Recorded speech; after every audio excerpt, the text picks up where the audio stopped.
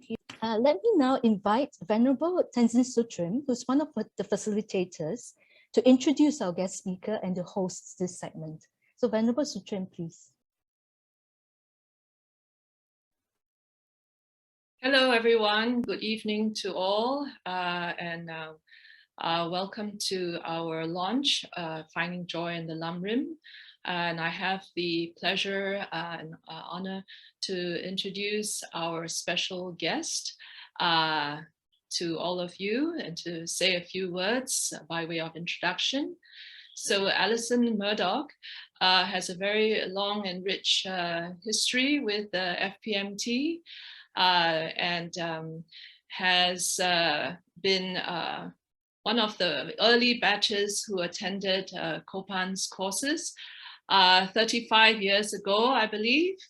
So, certainly a wealth of experience, and not only that, throughout this few decades, Alison has been very actively and wholeheartedly involved in many of FPMT's activities, helping, the organization and serving Most Precious Kyabche Lama Zopa Rinpoche in many different ways. You have received the bio, I'm sure, but I will just have to, repeat some of these points again. So Alison has served before on the board of the FPMT. She has also, she is from United Kingdom, so of course she has been actively involved with many of Jamyang London Centre's activities, one of which has been in the past serving as the centre's director.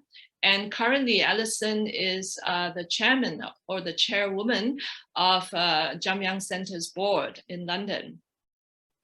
And also, many of us, whether we have, some of us have had more years with the center, so we have heard about universal education, the project to benefit many people around the world in a secular way.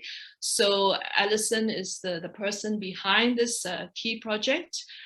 She also developed the 16 guidelines, which is being run in many centers, including in our KL center, actively reaching out to even much younger people and teaching them the basics of universal compassion and wisdom.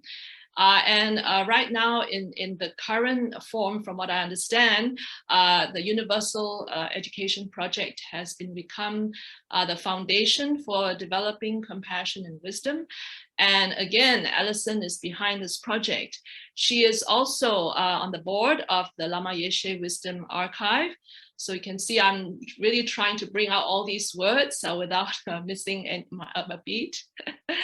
And on top of that, of course, Alison is the editor and the inspiration, the creator of this book that we're basing our year-long meditation project on, the Lamrim Year. Alison, and one more thing, I got to know Alison recently over the last 1.5 years. We're now sort of colleagues. We're both teaching assistants in the recently launched basic program at London's Jamyang Centre, which started off with also with 200 over students from across the globe, because we did everything online. So it's been nice to kind of get to know Alison a little better. And I also recall, although we met not our paths maybe didn't cross so much, but Alison has been to ABC, I think many years ago, maybe once or twice during Rinpoche's teachings. So she's very much a familiar face and force in our organization, and I'm very pleased to now hand it over to Alison to share with us more about what this Lamrim Year is all about, and to inspire us to continue with our efforts to meditate on the book throughout this year. Alison. Thank you very much, Venerable Tenzin La, for such a warm introduction. A little bit too generous, but I won't spend time correcting it at this point because we want to talk about Lamrim Year. But I really appreciate that, and I appreciate the invitation from you all. It's particularly precious because this whole project started with ABC, because in April 2013, Khebje Lama Zopa Rinpoche gave some advice to the students of ABC, the Lamrim over a period of a year, starting with 2 Guru devotion. And I came across that advice sometime in the summer of 2013, and I thought, wow, this would be so transformative, this would be amazing. Because as Venerable Tenzin La said, I have been listening to Dharma teachings for 35 years now, nearly. And, you know, I realize how much I need these teachings, how much I need the power of the Lamrim in my life. So I pretty much told this story at the beginning of the book, but it may be helpful in my preface, but it may be helpful just to quickly run through it. I sat down on the 1st of January, 2014, with really good intentions and a big, I haven't got it here, I think it's behind me, but anyway, with Liberation in the Palm of My Hand on the shrine table. Some of you, most of you, I hope, will be familiar with that book. And I thought, right, I'm going to do this. And for the first few days, I did all right. I found the right bits in the book and I tried to listen, reflect and meditate. And then I missed a day, and then I came back for a day or two, and then I missed another couple of days. And after a while, you know, the year got underway and I had to say, I've really failed on this. I've not managed to do it. So with some regret, I got on with the year. And then in April, I was in Portland for an FPMT meeting. And afterwards, my husband had come over with me and we took a short holiday and we went to Eastern Oregon, which is cowboy country. We had a little red car that we hired and we ended up in the middle of nowhere, this tiny little town. We were the first foreign visitors in over a year at this town in the motel, which sort of had a big cross at the front covered with lights and things like that. Very, very traditional kind of cowboy town. And I remember thinking, how on earth would I cope if I lived in a place like this? It really felt like, you know, I wouldn't have had a perfect human rebirth. The following morning, I went into the one shop there and I found this little volume called 3-Minute Devotions for Women. It's a very sweet, nicely designed volume. And at the top of each page, you can't really see it here, it has a quote from the Bible and a short commentary and a prayer at the end. And I thought, wow, if I had something like this for the Lamrim, I might actually stand a chance. And then I was going on to North Carolina for the Light of the Path retreat, and Nick Rinpoche from Lama Yeshe Wisdom Archive was there. And I showed him this volume and I said, Nick, this is so exciting. Could we do something like this with Lamrim Year, with the Lamrim?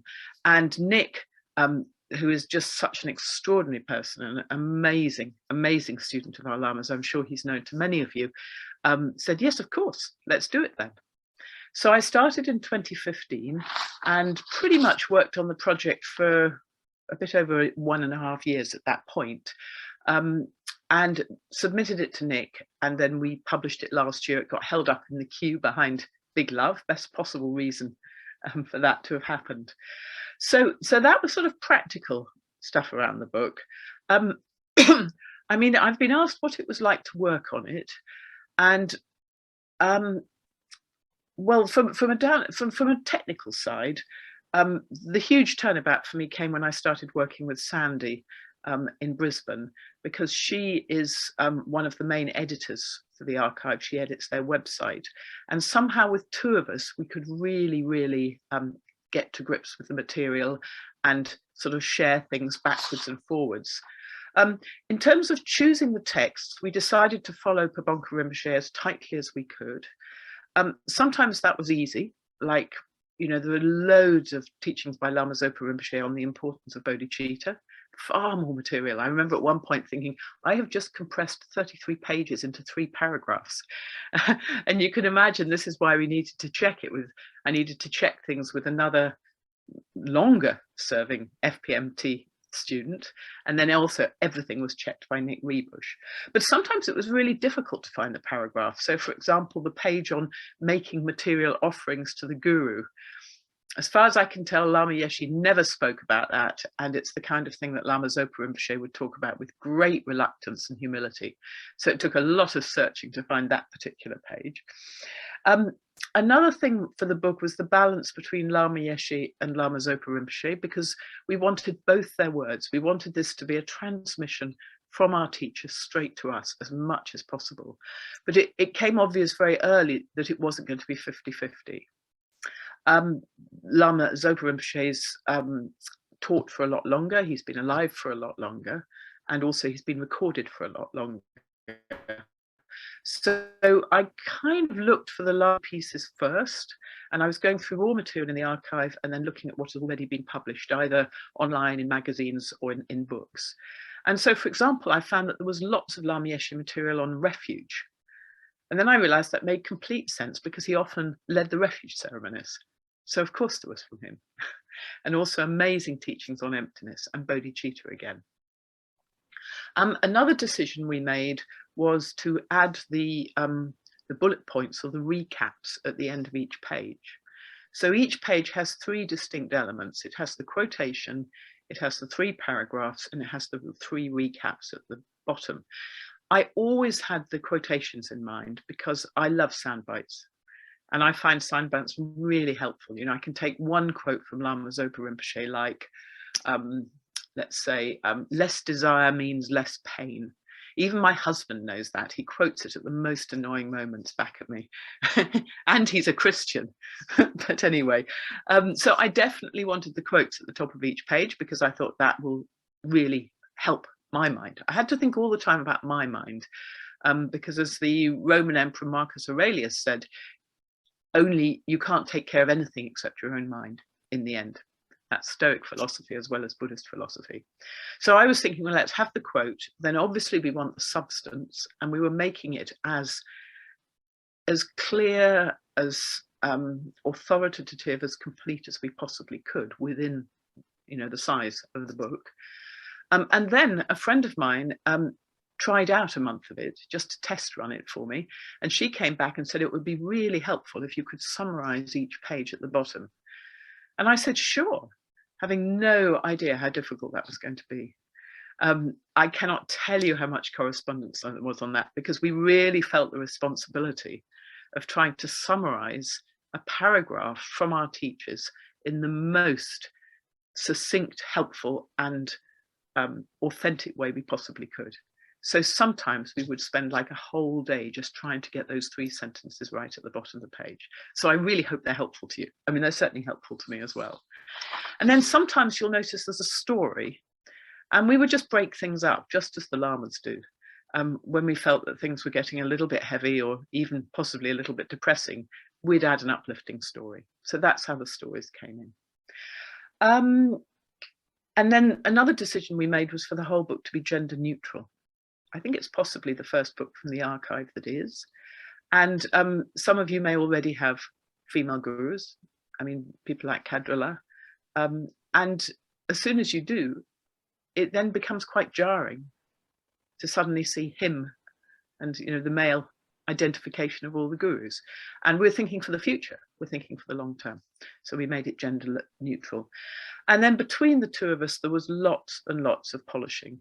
So poor Nick, right up until probably the day before it was printed, would get an email from us saying, we've just found an apostrophe on page 92 that shouldn't be there.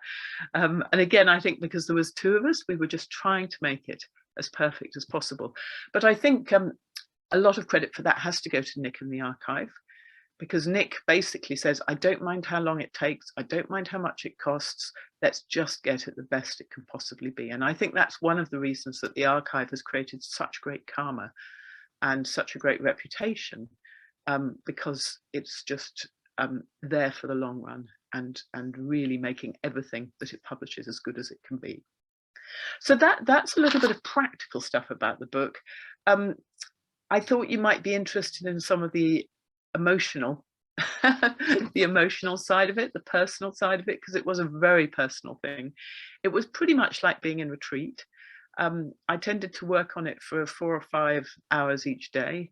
But what very quickly became apparent was that if I wasn't in the right frame of mind, then it just didn't work. So if I had a late night or if I was in a grumpy mood, it was incredibly hard to work on this book. Whereas if I made offerings, if I did some prostrations, if I did some practical acts of kindness, and somehow it would flow and I would find the piece that I wanted or whatever. And when you did find the right piece, there was sort of like an inner ka-ching on a pinball machine. You suddenly realized that this was the right piece for the page, and it just brought enormous joy. I'm interested in your title for this whole series, Finding Joy in Lamrim Practice, and there was an enormous amount of joy in creating this book. I was looking back, I kept a diary while I was doing it, and I was looking at that earlier today, and while I was working on this book, His Holiness the Dalai Lama was invited to speak at the Glastonbury Festival. I know it's the other side of the world, but maybe some of you have heard of this. And I managed to get a ticket to go. But I noted in my diary that even going to Glastonbury to see His Holiness felt frivolous because I was so engrossed in doing this book. And I got to the point where I just didn't want it to end. I was absolutely distraught that the project was coming to a close. And my one consolation is that now, like you, I'm going through the book every day. And what's quite shocking to me is that it's as if the whole thing is fresh again. So if you really enjoy working with the book this year, I would say don't feel you're closing it for the final time on December the 31st, because my experience is that it'll run and run for me, I think. You know, every time I go back to it, I see new things, because this is how the mind works. This is how Dharma works. There isn't a book out there with a single message. It's about the connection of the book with my mind, wherever my mind is at that moment. And so, of course, it's going to be different every single time. And every time I look at the book, every time I go through it, I just realize how much I missed the first time round. When I was working on it, it was really intense. You know, I would take the weekend off, say, come back on Monday morning and hardly recognize the passages I was working on Friday. It's rather embarrassing to admit that, but maybe it's an encouragement to other people who also have, what would the Tibetans call it, thick-skulled human rebirths, you know, where we just need to read and hear these things again and again and again for them to undo all the conditioning that we've had in our, you know, everyday lives. So I hope that's helpful. I was given a few possible questions to answer, but maybe see first whether there are questions from the group that people would like to ask. Yes, there's a little opportunity now for Q&A. So from our participants, would anyone like to take this precious opportunity that, you know, we have Alison here just for this brief time. If you want to ask her anything, ask now. If you're too, you can either raise hand or maybe if you want to type in the chat, you can also do that. Anyone? Yes, Sut Fong. Please go ahead, Sut Fong. Hi, Alison. Yes. Hello. Thank you for that introduction and that experience of how you wrote the book. As you were sharing that you ran through it second time and so forth, when we run through it the next round, is that sense of, hey, you know, maybe this part I want to change, I want to add more, I want to take away? I just wonder how you deal with that when that comes out. That's such a great question. I'm just trying to keep that out of it, to be honest. I just want to be a student now. I think there were probably 1,000,001 different ways to do this book. And if I go through it and I think, that point could have been, I'm just looking at it now, that point could have been phrased better, or I wonder why I put that paragraph there. That's my ego. That's my mind getting in the way. I mean, the most important thing about this book, in my experience, is to imagine that our teachers are directly talking to us. They're giving us experience for us to apply in our own minds. And the Lamrim is so powerful when we can open up to it in that kind of a way. And so for me to be thinking, well, actually, I could have edited it better is definitely going in another direction. Okay. Thank you. That was so helpful. Because I think especially when you say you read it and like with that student mind or that beginner's mind, then that is so helpful. Well, there's some interesting stuff around at the moment about intellectual humility. It's really being researched a lot in the States, and particularly in the context of social media, popularism, you know, a lot of things are going on, conspiracy theories, a lot of things that are going in the world. I think it's very interesting to bring that to our Dharma practice as well. Mm-hmm. The humility of, I'm open to this, I don't know, I'm here to learn. And devotion is obviously, and faith is part of that, but of course our lamas are very clear that faith is best if it's based on logic and reason. I mean, when I first met Lama Zopa Rinpoche in 1987, I had this overwhelming emotional reaction, and that carried me through for a few years. But in the long term, our faith becomes stable when we really apply logic and reasoning to it. And then comes the determination, and then comes the humility and the willingness to really give the time to this. You know, just an openness that if I sit with this, if I open my mind to it, if I'm open to some of the things that are most challenging in the book, and there's plenty of them, are the ones that can really turn our minds around. You know, and that's part of the power of Tibetan Buddhism and the power of Lamrim in particular. So I just encourage everybody, if you can, to do that. But it's such an individual thing. We have responsibility for our own minds, and we have to find what's going to help them the most. Thank you. Thank you for sharing how to approach it with that open mind. Thank you, Sweet Fong. Are there any other questions? I don't see any in the chat box. Nope, not at the moment. So, well, you know, the questions that we did send over to you, would you have time to address? Certainly. I mean, maybe I'll speak about the absence of calm abiding. That actually came from me. I was just about to say it clearly came from somebody who's studied well. Yeah, I was curious, so I'd appreciate if you filled us in on the mystery in the sense. Would you like to repeat your question, Venerable Tenzin? Well, the question was, just because being a facilitator, we've had to go through the outline ahead of time. And, I noticed that emptiness, of course, is the last topic. And then right before that is bodhicitta. So, of course, it makes sense if you think of compassion, developing bodhicitta and wisdom.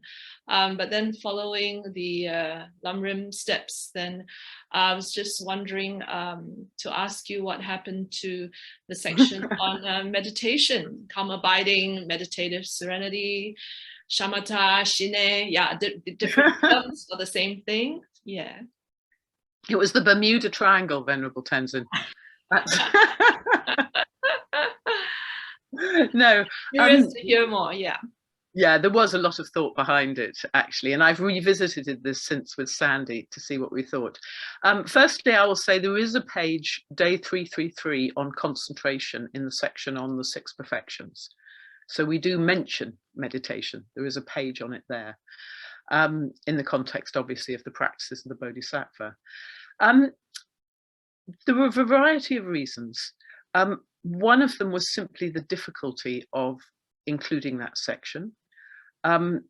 It would need to cover the 9 stages of attaining calm abiding, the faults, the antidotes. It would be quite a chunky section, which would have knocked some of the others out, especially seeing we've put the full 2 months on Guru devotion at the beginning, just as Lama Zopa Rinpoche requested. But it was also, when we looked at the material, it was really, really hard to cut that up into small segments. You know, if you're encouraging people to sit and meditate on something and you only give them the first stage of attaining it or the sixth stage of attaining it, that didn't seem terribly practical. There is material from Lama Yeshe on this, but we didn't find so much material from Lama Zopa Rinpoche. And so anybody who's been to his teachings, I'd be interested whether they can actually recall Lama Zopa Rinpoche teaching this topic. I think he's left it to be taught by others, maybe the Geshes in the centres.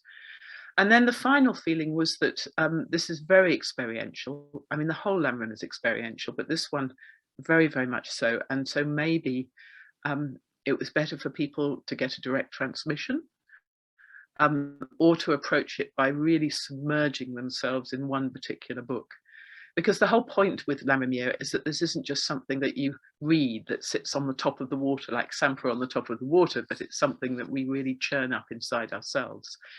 And we just weren't sure that we could do it justice in that kind of way. I mean, as you may know, there's a wonderful recent book by His Eminence Choden Rinpoche called Mastering Meditation, available from Wisdom Publications, and would really recommend that to anybody who wants to tackle this topic. Does that give you enough of an explanation? Thank you, Alison. Indeed. Yeah, I was just curious to know where that was going to fit in, but definitely, you know, well, obviously I'm going day by day, so I haven't got to the 6 perfections, but I will certainly look out for that. And yeah, I'd be curious to know what Lama Yeshe also had to teach about this, because I'm obviously not really familiar with Lama Yeshe's, you know, talks on this subject. And you are right, for Lama Zopa Rinpoche, I don't recall him going into this subject. So yeah, maybe be interesting if one day, you know, the publisher, Lama Yeshe Wisdom Archive, you know, comes up with some extracts from Lama Yeshe on this. It'll be pretty interesting. They are working on more material from Lama Yeshe at the moment. In fact, we had a board meeting yesterday, and one of the things I was saying was that we've had such a positive response to Lamrim Year that it's a genre. It's a new genre for FPMT. I mean, there've been Buddhist books, 365 page, lovely quotes, lovely images and things like that, but I don't think we've had anything directly from our teachers or our tradition like this. And you could actually have a whole series of different things. So you could have a karma binding course in a format like this. It might be a little bit different. You could have a month long for new people. You could have, I mean, it wouldn't have to be Lamrim necessarily. You could have, although everything is Lamrim really, you know, you could have one aimed at particular audiences like young people. So, you know, I'm throwing some ideas out because you're such an energetic, inspiring center. Yeah. Who knows, the seeds will land. But, you know, I think, I mean, this whole thing of 1 page a day is so much a product of our world that we live in, isn't it? I mean, for me, I would love to think that I sit down for half an hour a day and just get really stuck into a Dharma book, but my life isn't like that. You know, I have lots of different distractions and commitments and work to do. And so it was trying to make something that was really practical in everyday life. And also for me, whether it's just my learning style or the size of my brain, less is more, frankly. You know, that I often do better working with one short phrase and really thinking that over in my mind and really trying to go deep with it than I do with a chapter of a book that I've sort of read quite hurriedly because I'm quite keen to say that I've finished it. That's true. So, it does require a kind of a discipline in that way. There's one more question here, and I think if you would, I'll read it out from Marsha Lee. Having just started the book as a beginner, what should we do if doubts arise while reading the book? Example, how do I know I've made the right choice for a guru? Right now, I'm just keeping the questions in mind and keeping an open mind and continuing to read. So that's a very good question. And yeah. It's a really good question. And I think you've also made a really good answer at the same time. about keeping your questions in mind, keeping an open mind and continuing to read. Because I think so often a question arises in our mind and we're uncomfortable with the question and we want to answer it quickly and file it away.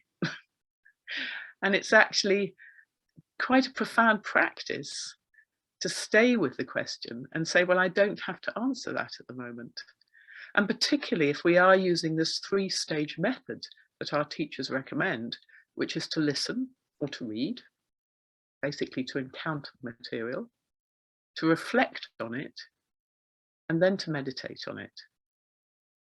And sometimes when we meditate on it, the person with the question actually disappears. And we just sit with the question. And that can be an exciting thing to do and a really interesting place to be. Because we actually open ourselves up to the topic without considerations of how is this going to make me more clever? How is this going to make me happier? How is this going to, move me along my Dharma journey? Is this going to help me reach enlightenment?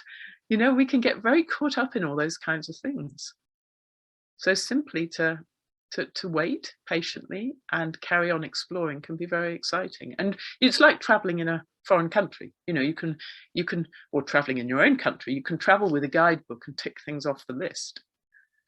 Or you can be prepared to sit by a bus stop or at a train station and sit in a cafe and see what arises. And that's when transformation very often happens. But I think equally, His Holiness Dalai Lama would say, check your teacher again and again. He actually, I heard this too late because I met Lama Zopa Rinpoche and jumped right in immediately, way over my head. But His Holiness would say, well, you might want to check for 10 years.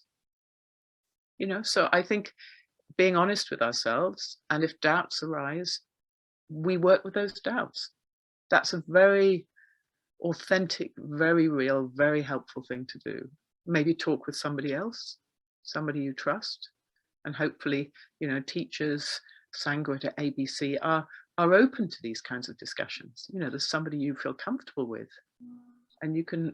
And another thing I find very helpful actually is to keep a diary. So then a journal, and then I can go back to things and say, wow, that's what I was thinking a few years ago. I have actually moved on. And Lama Yeshe was very keen on journals. He said we should be taking our spiritual life just as seriously, more seriously than we take the rest of our lives. Why don't we journal these milestones that we come across?